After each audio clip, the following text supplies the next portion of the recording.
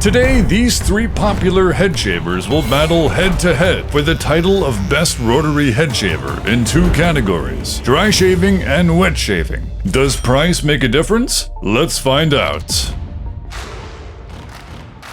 So here's my ranking between the three of these for dry shaving. I've used all three of these for 6 months, the SkullShaver Pitbull Gold Pro, the Freebird FlexSeries, and the RX5, aka the Balder Pro, and it's been very close. In fact, the competition gets even closer when it comes to wet shaving, my preferable way to use these rotary razors. You can find that section at this timestamp. But let's reveal the first place winner of the dry shave competition. Fight!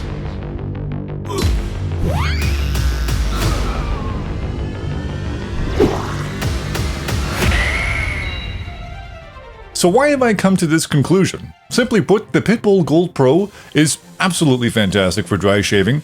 I personally think the Freebird FlexSeries just barely edges it out in terms of performance. And in terms of the Remington Balder Pro, aka the RX5, this ranking is mainly based on my personal scalp and sensitivity, plus the battery life. I'll explain. The SkullShaver is certainly the most robustly designed out of these three and has the most premium-like feel, but it mostly excels in having excellent shock absorption and less irritation, offering that very cushiony and contouring glide when shaving across the scalp. However, I find that it trades this for sheer power, which both the Freebird and the RX5 exceeded in. The Freebird especially has an incredible ability at removing hairs in areas where skin is looser. This includes the nuchal region of the neck, also known as the nape, along with the temple area where the skin tends to move quite a bit. And regardless of the price difference, it also matches the Pitbull Gold in battery life, has a more natural feeling grip, more satisfying cutting action. You really feel it cutting those hairs.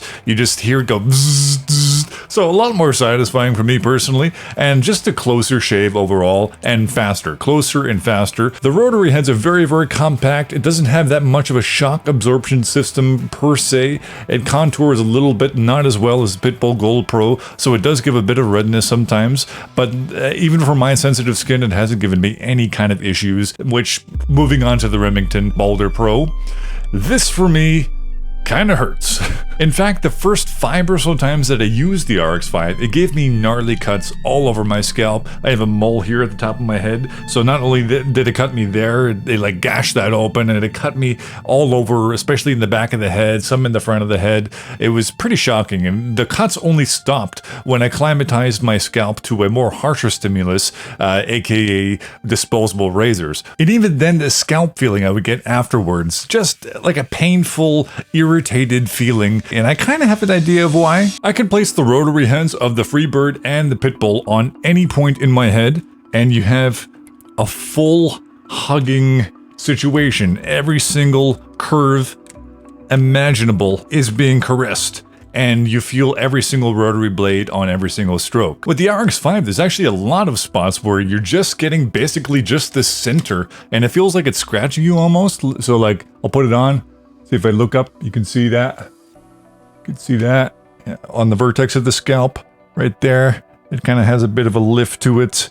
It's kind of okay here. There's a bit of a hugging. So there's a lot of places on the scalp where you're just kind of getting that central little node there. And it always feels like it's scratching me to some extent. The battery life is also almost halved when compared to the Pitbull and the Freebird at 50 minutes. And then the other two are 90 minutes. So that paired with the fact that it just kind of hurts is why I've put it in third place. But for me, it actually becomes quite usable when I do a wet shave with it, with either just a pre-shave or whether just water or some shave gel. Usually I do shave gel. And the RX5 is the only one that claims to be 100% waterproof, and then the other two claim to be water resistant. So do the placings change for wet shaving?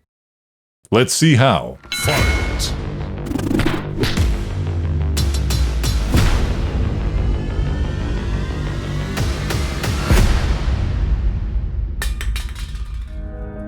So this one was so close. After about 10 wet shaves with each one of these, I can officially crown the Pitbull Gold as the wet shave king.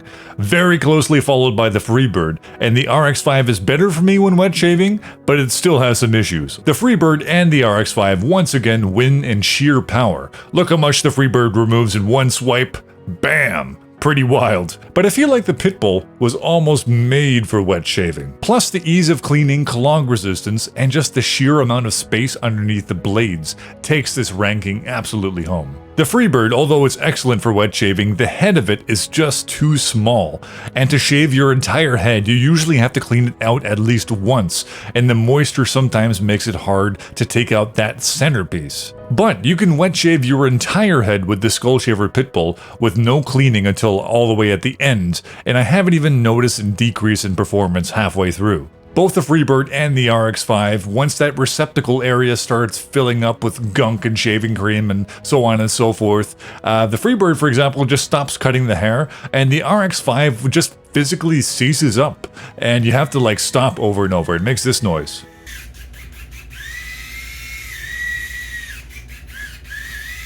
But to give the RX5 some love here, it has not cut me even once while wet shaving like it does while dry shaving, but the seizing issue is a pretty big deal for me, and sometimes after cleaning, then you put it back on, and for some reason it doesn't really turn on. I've looked it up on Reddit too. Some people are having similar issues where after a wet shave, you put the head back on and it just doesn't really turn on. You gotta charge it and turn it on without this on it and then put it on later. It's kind of irritating. So you have to really make sure that you clean this head really well, or else it just doesn't activate the mechanism that makes it go. Perhaps the later Remington models like the Balder Boss, aka the RX7, have fixed these issues, but until I try it, this Remington machine here just, although it closed the gap a little bit from the dry shave competition, it simply just does not have enough to get on top of the Freebird. There's just too many weird issues with it. So overall, when I'm not using a razor to shave my head, which one of these three do I typically reach for instinctively? The answer to that is the Freebird. Its mix of speed, efficiency, battery life, ability to shave hairs in soft areas, and just the pure satisfying cutting action makes it my favorite of the three. I often reach for the Pitbull Gold when I'm feeling more lazy because it's way easier to clean, and I sometimes use it in the morning after doing a razor shave at night, and if I have to leave the house really quickly, because of this ease of cleaning and the fact that it is the quietest of the group and I don't want to wake people up in the house. I'll give you some examples here. Here is the RX5. Here is the Freebird. And here is the Pitbull.